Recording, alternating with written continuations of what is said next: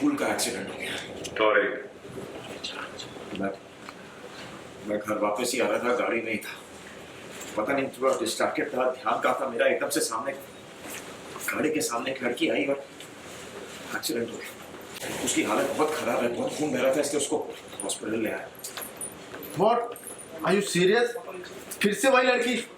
कब तक मैं उसके बारे में सुनती रहूंगी? हाँ, मुझे समझ ही नहीं आ रहा है। दीदी यार, what's wrong with you? मैं तुमसे कह रहा हूँ उसका एक्सीडेंट हुआ है। ठीक है, समझ गए एक्सीडेंट हुआ है, पर घूम फिरा के तुम्हारी गाड़ी मिली थी क्या उसको रखने के लिए? हाँ, अगर उसके एक्सीडेंट हुआ है तो कोई भी कार से नीचे हो सकती थी ना। सीरियसली दीदी, तुम इसमें मुझे ब्लेम कर रही हो, मेरी क्या गलती है?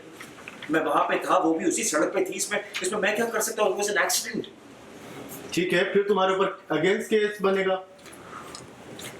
हाँ, केस तो बनेगा,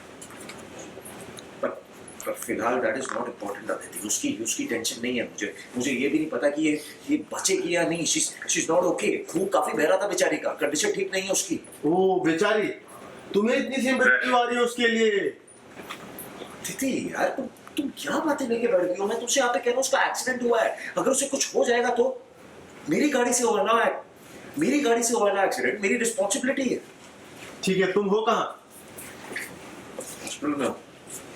ऑफ कोर्स, तुम्हारे अलावा और कौन है उसका खर्चा देखेंगे? राइट, तुम ही खर्चा उसका देखोगे। तुम यहाँ खर्चे की बातें कर रही होती थी।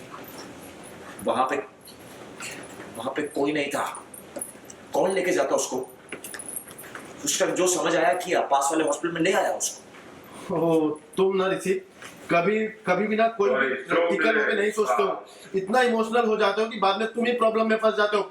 छोड़ो, जान दो, मैं घर जा रही हूँ। अदिति यार, तुम मेरी बात तो सुन प्लीज। और क्या करता मैं, तुम मुझे बता।